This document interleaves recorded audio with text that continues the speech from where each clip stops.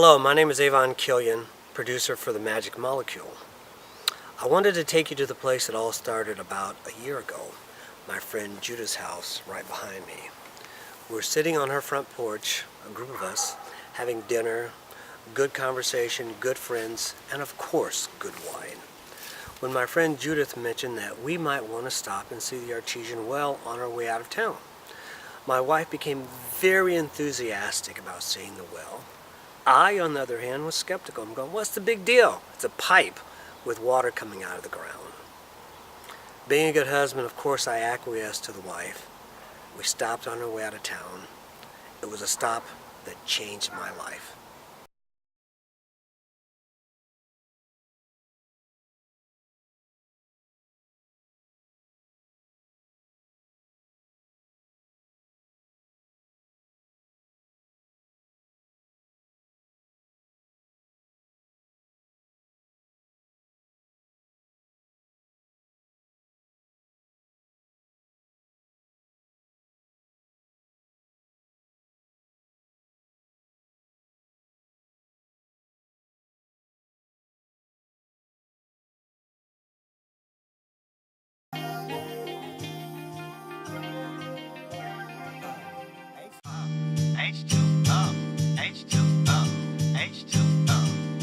She's tasteless, odorless, with a slightly blue hue. Invisible as vapor, solid as ice too. She's transparent, aquatic plants live in her. She's not linear, people that drink her might get skinnier. She's a polar molecule with a negative charge. We've even found traces of her up on the planet Mars. She forms intermolecular bonds, 4 to be exact. You know you wanna react, whack, she'll never be that. Capillary forces give rise to strong mention. Attractive forces and some high surface tension. She's a good solvent, major component in cells, low electrical connectivity, but still rings my bell. Do you know water? Do you know how? H2O, H2O, H2O, H2O. Do you know?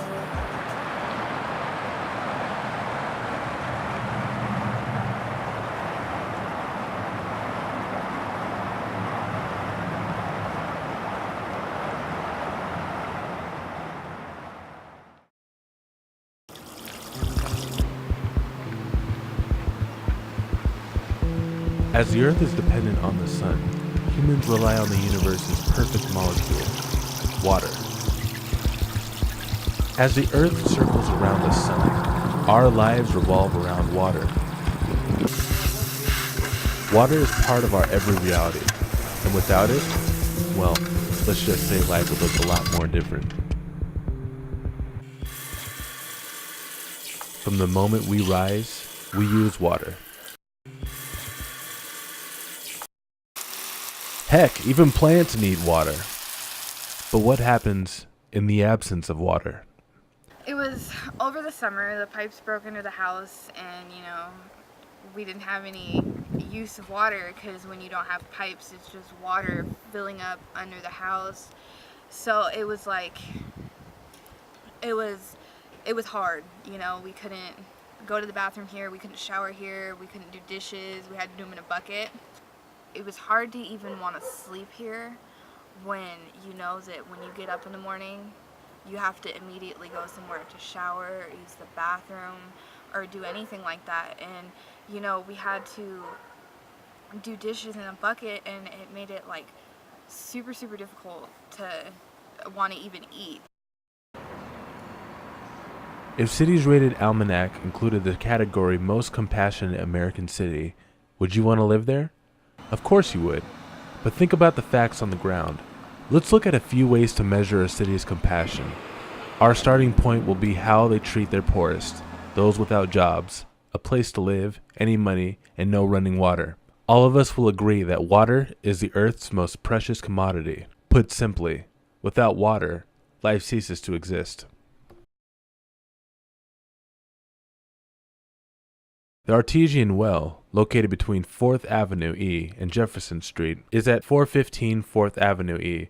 It is reported the well was constructed between 1895 and 1915 on the former railroad station site. The well is 1.8 inches in diameter and flows approximately 10 gallons per minute. In February 2010, an agreement for operating and testing of the artesian well was reached between the City of Olympia, Thurston Public Utility District, and Diamond Parking. Thurston PUD managed the water system by collecting and testing water samples. Without safe drinking water, life on Earth and life in our universe ceases to exist. Water is essential to all life. Many people still lack access to safe water. I like to think of the artesian well as the water hole of the Serengeti. Everybody goes there to get water. People who live in houses like myself, people who work downtown with water bottles to get them through the day, and many of the homeless community who really don't have any other place to get water. People on the streets, they have nowhere to go. They live in the woods, and they come here to get water. And I see people that struggle, and they find this water, and I found it too. And it's beautiful.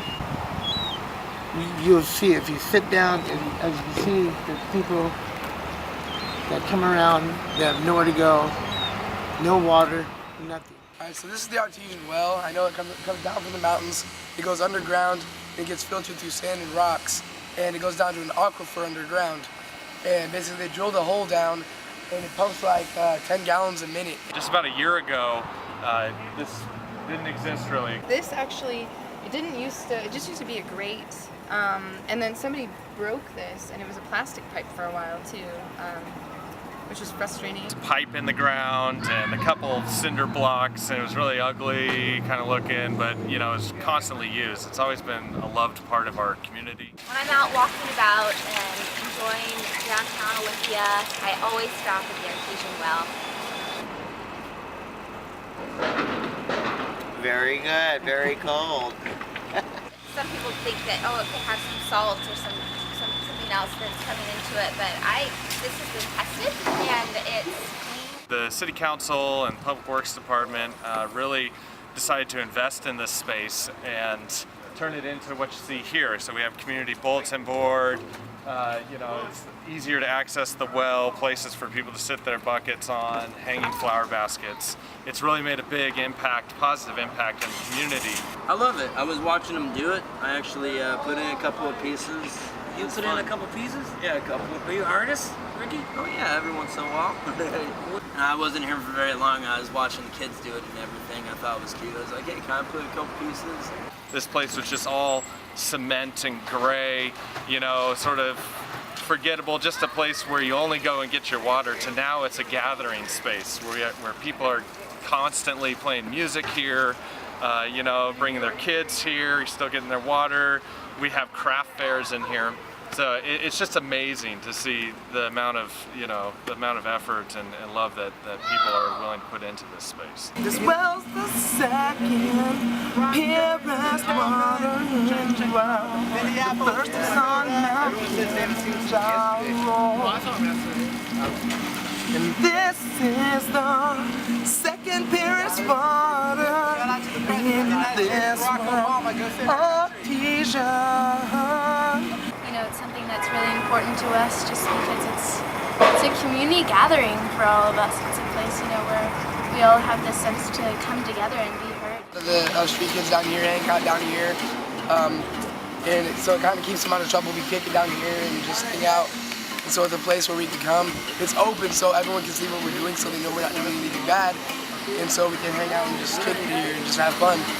We're walking around with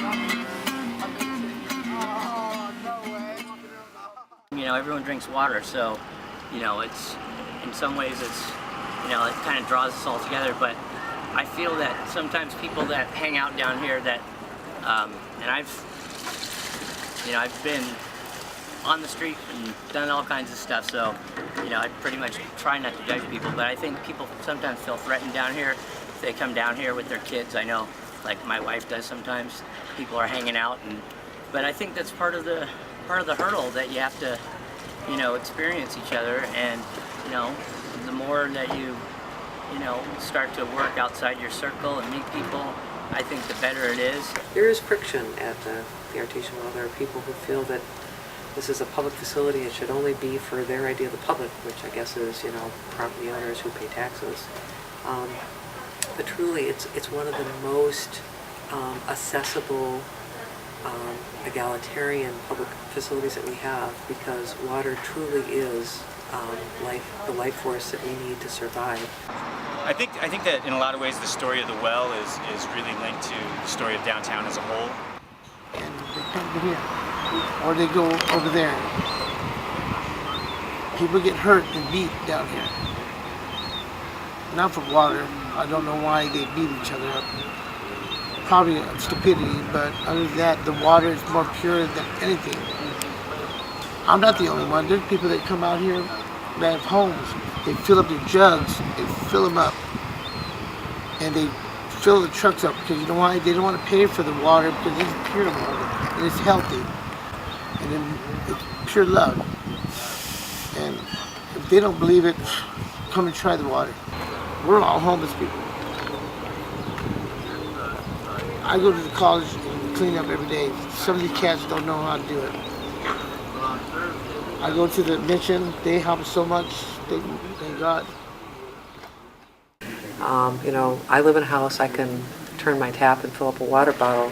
For people who are homeless, that really is their kitchen, their bathroom, that is where they get their fresh drinking water. So the artesian really is a place where everybody comes together from all walks of life. There's a lot of people that complain about homelessness and crime and drugs downtown, and for a good reason, because it's there. But what's not there is the other activities, people doing other things. I think if you go to any downtown in any city of any significant size, you'll see all of the same stuff. A lot of people were sort of afraid to be here. A lot of people still used it, but the space definitely needed some reprogramming, and that's what we're trying to do all over downtown. We wanted to talk a little bit about what a downtown ambassador is. And basically what we do is we provide customer service to people who come in the downtown area. We want to provide a safe and welcoming environment for everyone who's here. So we provide help with parking issues, directions to events, and we even do social services referrals. Being on the streets and just having a presence and showing people that we care about this city and that we want this city to be a welcoming place for all people is really important. There's a lot of people that don't want to come downtown because they're worried about something that that they perceive about downtown, but the basic just cleaning of it, I think, shows people that we're out here, we care, we can create a welcoming environment for all people for downtown. Big-time compassionate cities put their money where their mouths are. They fund local services for the homeless. They make sure 100% of their citizens, including their homeless, have access to free drinkable water 24 hours a day. My nominee for most compassionate American city is the state of Washington's capital, Olympia. Olympia citizens are so compassionate, they even secure a grant to employ several street ambassadors who comb local downtown city streets to ensure safe civil conditions are maintained.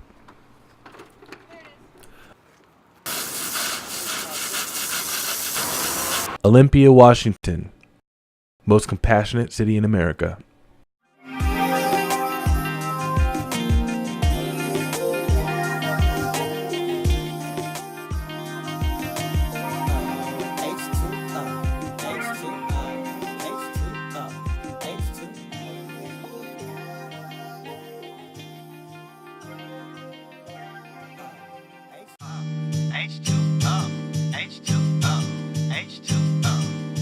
She's tasteless, odorless, with a slightly blue hue.